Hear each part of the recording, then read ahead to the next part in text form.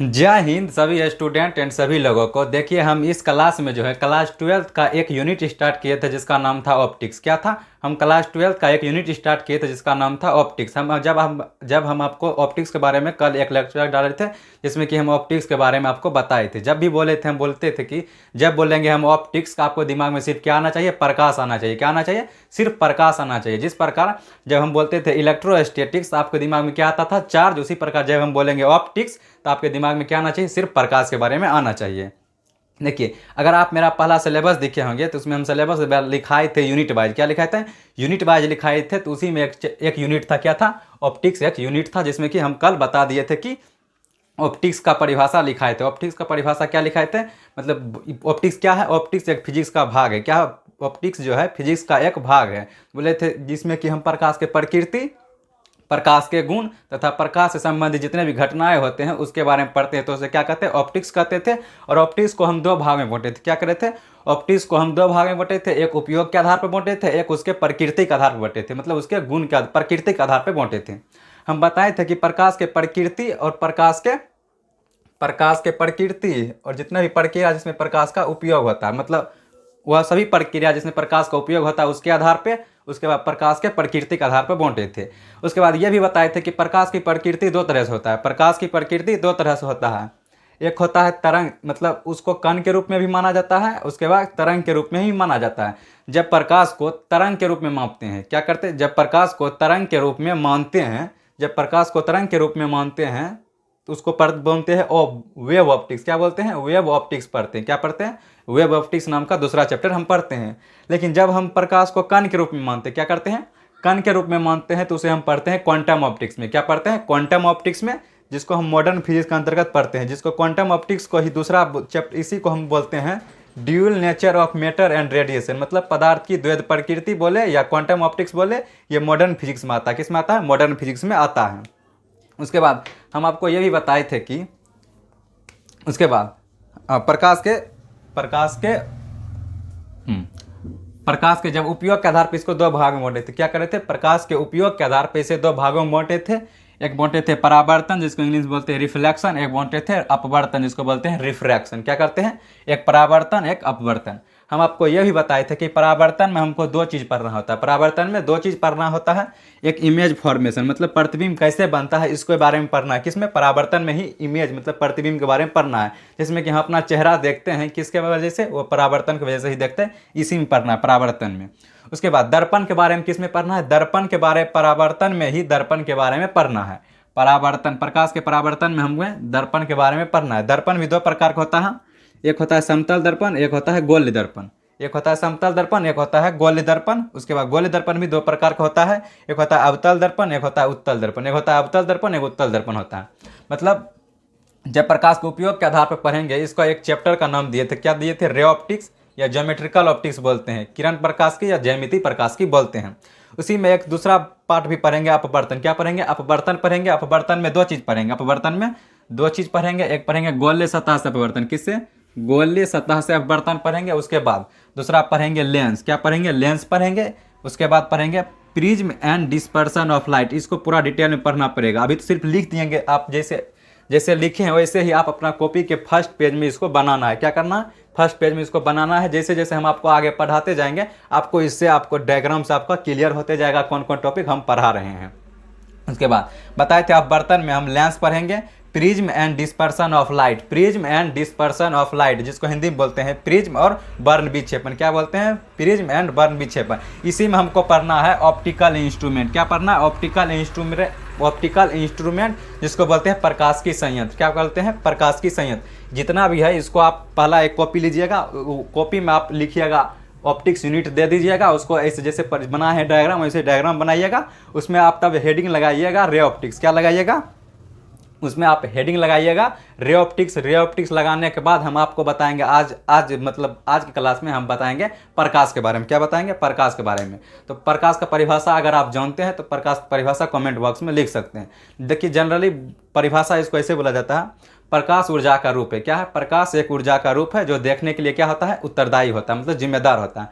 प्रकाश एक ऊर्जा का रूप है जो देखने के लिए उत्तरदायी होता है तथा यह विद्युत चुंबकीय तरंग के रूप में एक स्थान से दूसरे स्थान गमन करता है। अगर आपके प्रकाश का परिभाषा पूछे तो आप क्या बोलिएगा? प्रकाश का परिभाषा अगर आपसे पूछेगा तो आप बताइएगा प्रकाश एक ऊर्जा का रूप है। क्या है? प्रकाश एक ऊर्जा का रूप है जो दृश्यता मतलब देखने के लिए क्या होता है? उत्तरदायी होता है तथा यह विद्युत चुंबकीय तरंग के रूप में एक स्थान से दूसरे स्थान तक गमन करता है। तो उसे क्या कहते हैं? प्रकाश कहते हैं। ये क्लास 12 के स्टैंडर्ड लेवल का परिभाषा है। ऐसे लिखिएगा परिभाषा क्लास 12 में। लेकिन क्लास जब हम बोलेंगे प्रकाश की परिभाषा समझ मतलब लिखाने से पहले आप तरंग के बारे में समझिए। किसके बारे में? तरंग के बारे में समझिएगा। तरंग जिसको बोलते हैं तरंग, जिसको इंग्लिश में बोलते हैं वेव। क्या बोलते हैं? तरंग के बारे में समझिए।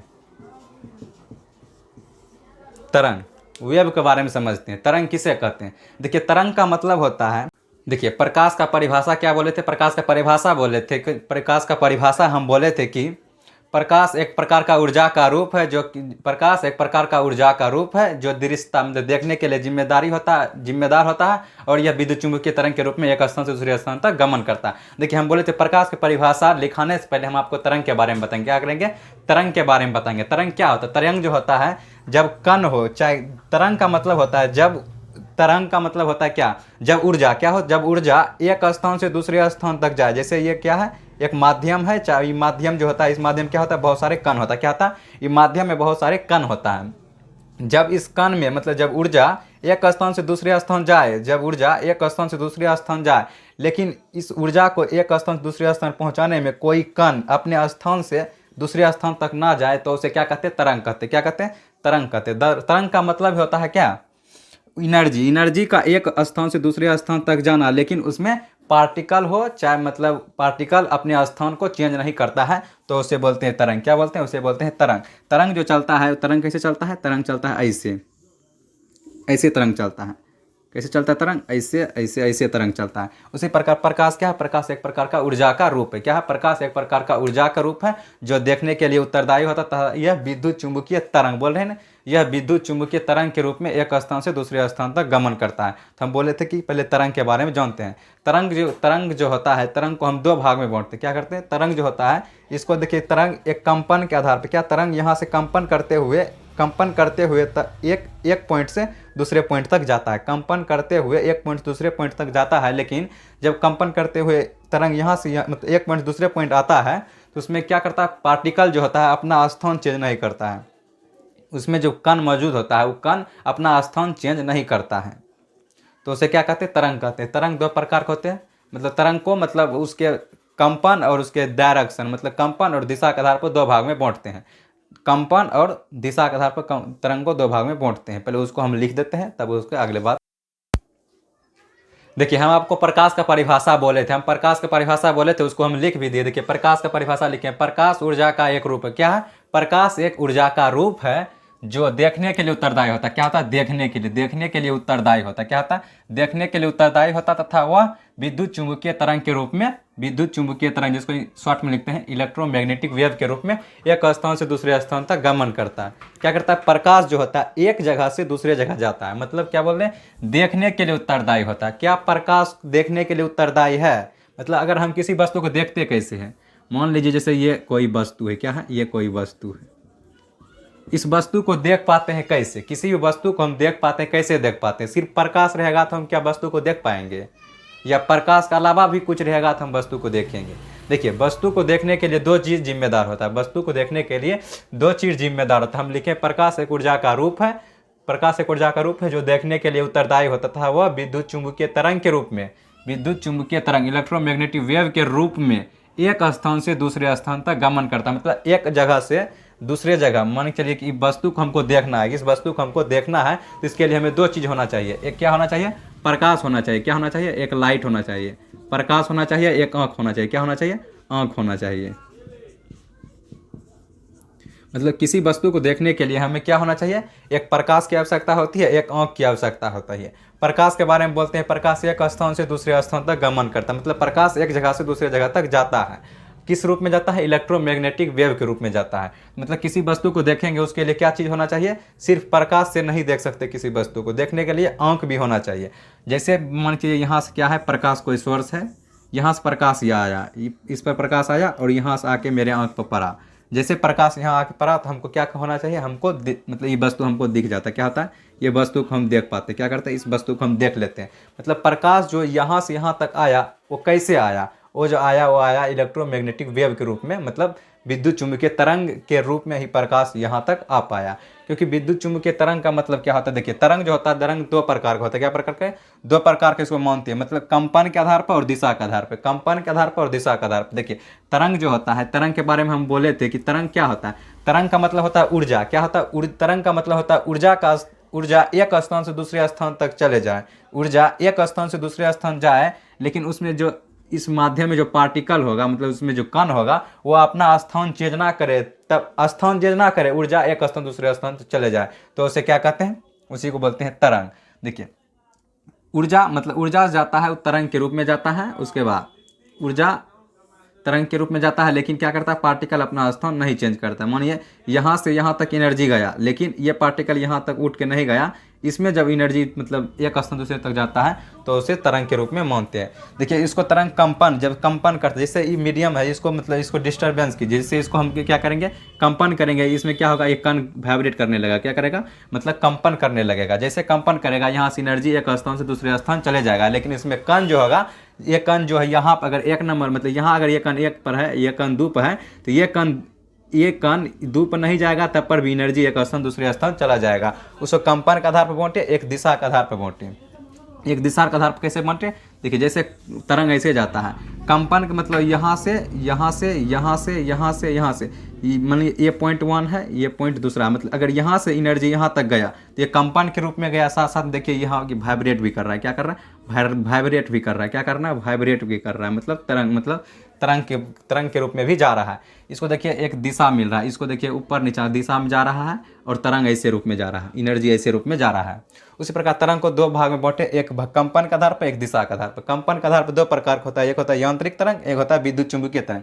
प्रकाश के बारे में क्या बोल रहे हैं, प्रकाश एक विद्युत चुम्बकीय तरंग है। क्या है, प्रकाश एक विद्युत चुम्बकीय तरंग है। देखिए लिखे हैं इलेक्ट्रोमैग्नेटिक, इलेक्ट्रोमैग्नेटिक, इलेक्ट्रो का मतलब होता है क्या, इलेक्ट्रो का मतलब होता है आवेश, क्या होता है, आवेश, और मैग्नेटिक का मतलब होता है मैग्नेट, क्या होता है, मैग्नेट। मतलब इसमें होता है आवेश से क्या होता है, आवेश से क्या उत्पन्न होता है, हम आपको बताए थे इलेक्ट्रोस्टैटिक्स में, आवेश से क्या उत्पन्न होता है, आवेश से उत्पन्न होता है विद्युत क्षेत्र, क्या होता है, विद्युत क्षेत्र। आवेश से विद्युत क्षेत्र उत्पन्न होता है, क्या होता है, विद्युत क्षेत्र उत्पन्न होता है। और मैग्नेटिक से क्या होता है, मैग्नेटिक से मतलब अगर जब मैग्नेटिक से क्या होता है, मैग्नेट की तरह होता है, क्या, चुंबकीय क्षेत्र, चुंबकीय क्षेत्र, क्या होता है, चुंबकीय क्षेत्र, चुंबकीय क्षेत्र। मतलब इलेक्ट्रोमैग्नेटिक में दो चीज़ होता है, एक विद्युत क्षेत्र होता है, एक चुंबकीय क्षेत्र होता है। जब यह आवेश के रूप में रहता है तो विद्युत क्षेत्र, और मैग्नेट के रूप में चुंबकीय क्षेत्र, दोनों को मिला दीजिएगा, मतलब ये विद्युत क्षेत्र तथा चुंबकीय क्षेत्र दोनों की तरह व्यवहार करता है, तो उसे क्या कहते हैं, विद्युत चुंबकीय तरंग बोलते हैं। देखिए यांत्रिक तरंग में जो होता है, यांत्रिक तरंग में क्या होता है, इसमें कण होता है, क्या होता है, इसमें पार्टिकल होता है, क्या होता है, इसमें कण होता है, कण वाइब्रेट करता है, क्या होता है, यहाँ से यहाँ तक अगर इस एक पॉइंट से दूसरे पॉइंट तक अगर एनर्जी को ट्रांसफर करना होगा तो इसमें कण क्या करेगा, कंपन करेगा, कण कंपन करेगा, तब ऊर्जा एक स्थान से दूसरे स्थान जाएगा। इलेक्ट्रोमैग्नेटिक वेव में क्या होता है, ये जो होता है विद्युत क्षेत्र तथा चुंबकीय क्षेत्र, ये आप विद्युत क्षेत्र चुंबकीय क्षेत्र के द्वारा ही ऊर्जा एक स्थान से दूसरे स्थान तक जाता है। अगर इस प्रकाश को यहाँ तक आना है, अगर प्रकाश को इस सूर्य के प्रकाश को यहाँ से यहाँ तक आना है, तो वो आएगा किस रूप में, विद्युत चुंबकीय तरंग के रूप में आएगा। क्या करेगा, विद्युत चुंबकीय तरंग के रूप में आएगा। इसमें किसी प्रकार के पार्टिकल नहीं होता है, कण नहीं होता है, मैकेनिकल में कण होता है। अगर हम बोल सकते हैं कि प्रकाश एक स्थान से दूसरे स्थान आया, प्रकाश एक स्थान से दूसरे स्थान तक आया, तो इसमें कण की आवश्यकता नहीं है। इसीलिए बोलते हैं कि प्रकाश क्या करता है, प्रकाश निर्वात में भी गमन करता है। क्या करता है, प्रकाश निर्वात में भी गमन करता है। निर्वात मतलब प्रकाश, मतलब जहाँ पर कण नहीं रहेगा, मतलब कण नहीं रहेगा, उसमें भी प्रकाश क्या करता है, चल सकता है। जैसे कि अंतरिक्ष में क्या होता है, कण नहीं होता है, वहाँ वैक्यूम होता है, तब पर भी प्रकाश क्या करता है, गमन करता है। क्योंकि यह क्या है, विद्युत चुंबकीय तरंग है। क्या है, विद्युत चुंबकीय तरंग है। विद्युत चुंबकीय तरंग नहीं होता तो यह निर्वात में गमन नहीं कर सकता। लेकिन यांत्रिक तरंग को गमन करने के लिए, यांत्रिक तरंग को गमन करने के लिए क्या, पार्टिकल की आवश्यकता होती है। देखिए दिशा के आधार पर लिखे हैं, ट्रांसवर्स वेव और लॉन्गिट्यूडिनल वेव। क्या, ट्रांसवर्स वेव, उसके बाद लॉन्गिट्यूडिनल वेव। देखिए ट्रांसवर्स वेव ट्रांसवर्स वेव किसको कहते हैं, जिसमें पार्टिकल क्या करे, 90 डिग्री पर, मतलब पार्टिकल ऊपर नीचा करे। क्या करे, पार्टिकल ऊपर नीचा, साथ में साथ वेव जो है एक डायरेक्शन में गमन करे। क्या करें? वेव और पार्टिकल दोनों एक साथ गमन करते हैं। कब? लेकिन पार्टिकल जो होता है 90 डिग्री पर, उसके बाद वेव जो होता है वो 180 मतलब 180 डिग्री पर, मतलब 36 में गमन करता है। तो उसे क्या कहते हैं? Transverse wave. क्या बोलते हैं? ट्रांसवर्स वेव बोलते हैं। लेकिन लॉन्गिट्यूडिनल वेव जो होता है इसमें पार्टिकल और वेव दोनों एक ही दिशा में कंपन करते हैं। क्या करते हैं? पार्टिकल और वेव दोनों एक ही दिशा में जाते हैं, गमन करते हैं, तो उसे बोलते हैं लॉन्गिट्यूडिनल वेव। देखिए, लेकिन प्रकाश क्या है? प्रकाश एक विद्युत चुंबकीय तरंग है। क्या है? प्रकाश विद्युत चुंबकीय तरंग है। लिखिए, देखिए विद्युत चुंबकीय तरंग में भी, विद्युत चुंबकीय तरंग में 7 तरंग होते हैं। कितने? विद्युत चुंबकीय तरंग में 7 तरंग होते हैं। कौन कौन? विद्युत चुंबकीय तरंग में 7 तरंग होते हैं। इसको फिर हम इसको मिटा, इसको पहले लिख लीजिएगा, प्रकाश, प्रकाश का परिभाषा लिख लीजिएगा। उसके बाद इस तरंग को जैसे बना है वैसे आप तरंग को ऐसे बना लीजिएगा। तरंग बनाने के बाद ये नीचा में इसको बनाइएगा। जी लिखे हैं प्रकाश में, इधर लिख लीजिए सन। क्या है? सन है। जैसे इस सन से यहाँ तक पर जिस वस्तु पड़ा, तो वस्तु पड़ने के बाद ये परावर्तित होकर, मतलब यहाँ से क्या हुआ? परावर्तन स्टार्ट हो गया। क्या हो गया? परावर्तन। ये परावर्तन के कारण ही वस्तु पर पड़ा। तो परावर्तन नहीं होता तो इस वस्तु को हम देख ही नहीं पाते। क्या होता? अगर परावर्तन नहीं होता तो इस वस्तु को हम देख नहीं पाते। तो इसको फिगर बना लीजिएगा। उसके बाद हम बताते हैं कि विद्युत चुंबकीय तरंग में 7 तरंग होते हैं। कितने? विद्युत चुंबकीय तरंग में 7 तरंग होते हैं।